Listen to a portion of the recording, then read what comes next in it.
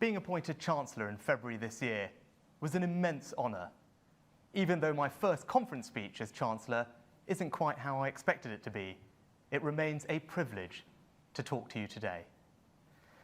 And I'm here today because of so many different people. My family, whose love sustains me. My colleagues in government and parliament, whose backing has never wavered. My association in Richmond, North Yorkshire, who placed their trust in me and gave me their loyalty, support, and this opportunity to serve.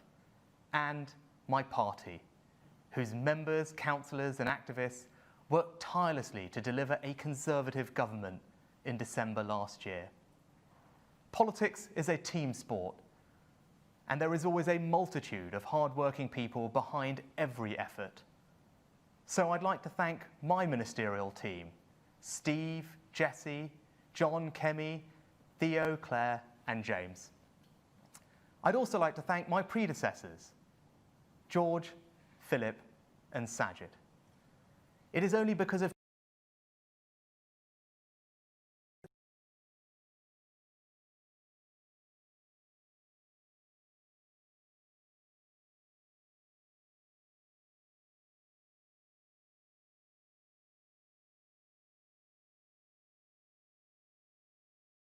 we have in responding to coronavirus.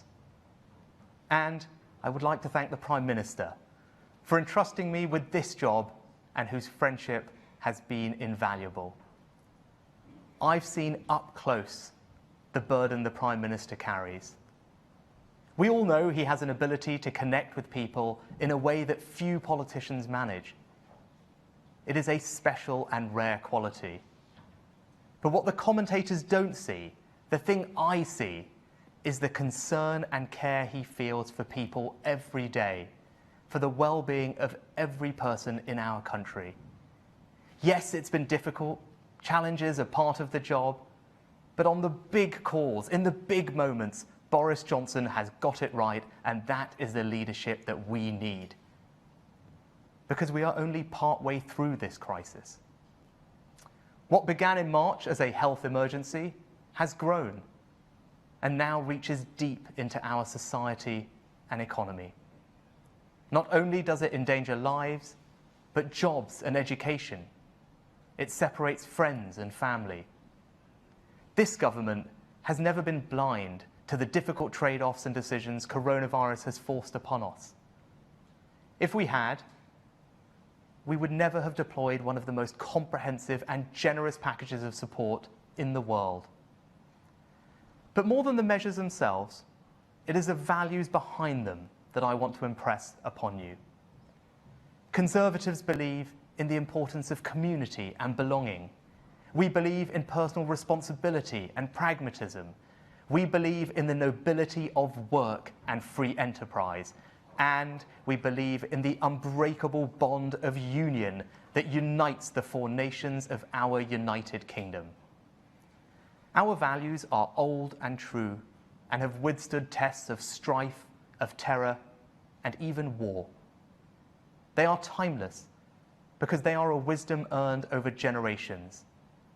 And they are universal because they are rooted in the fundamental belief that individual freedom enables both the greatest achievement and the gentlest kindness.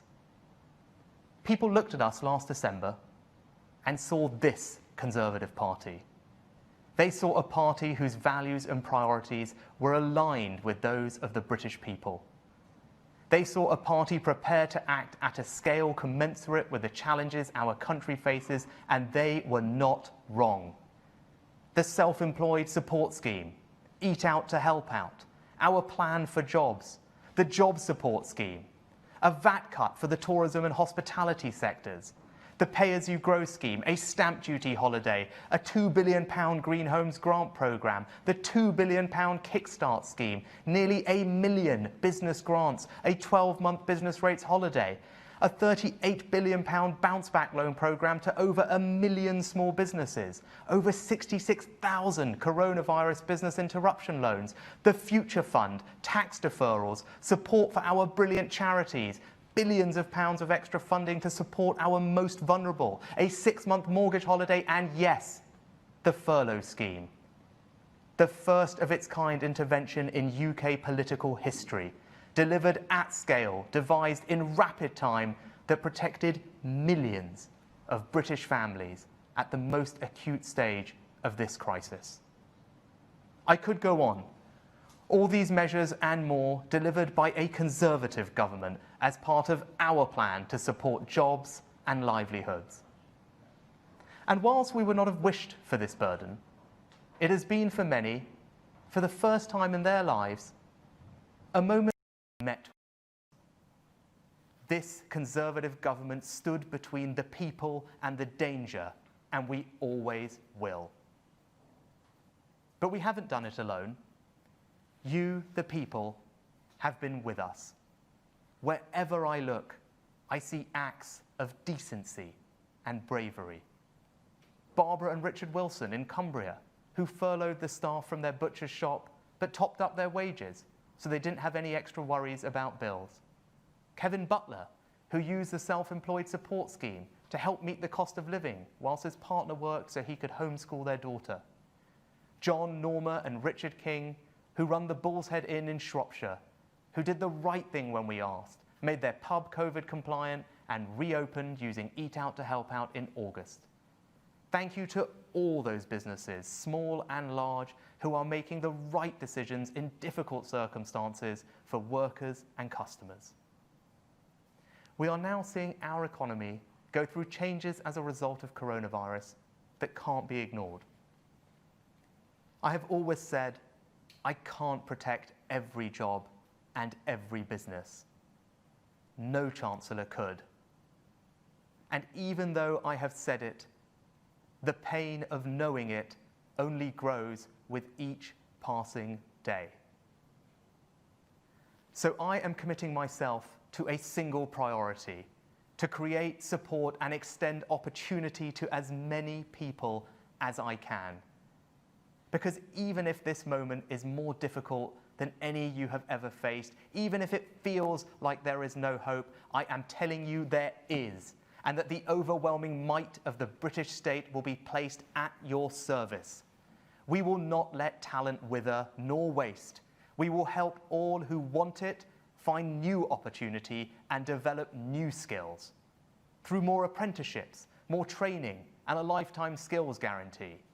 Our Kickstart scheme will help hundreds of thousands of young people into good quality work, and we will help small businesses adapt.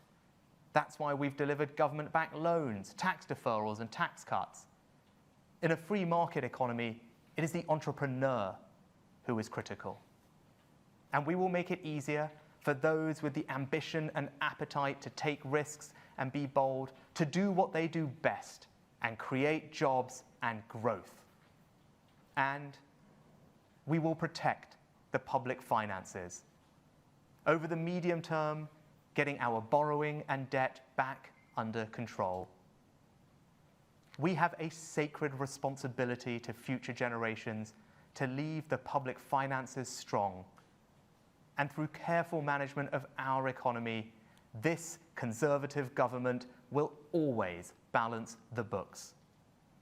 If instead, we argue there is no limit on what we can spend, that we can simply borrow our way out of any hole, what is the point in us? I have never pretended there is some easy, cost-free answer. Hard choices are everywhere. I won't stop trying to find ways to support people and businesses. I will always be pragmatic. The Winter Economy Plan, announced only 2 weeks ago, is but the latest stage of our planned economic response.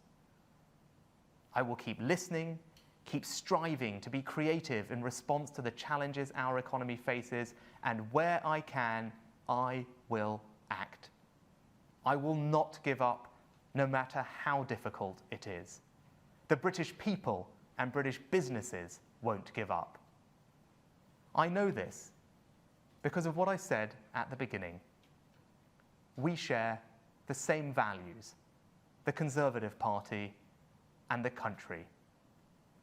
And these values are not devoid of meaning to people. They are about protecting that which is meaningful to them. Their family, their home, their job, their ability to choose for themselves what is best for them and those they love, to create second chances, to see potential met, and to extend the awesome power of opportunity to all who seek it, to answer questions of character with action, not rhetoric, to put the people first, their hopes and their aspirations, and above all, to be worthy of the great trust they have placed in us.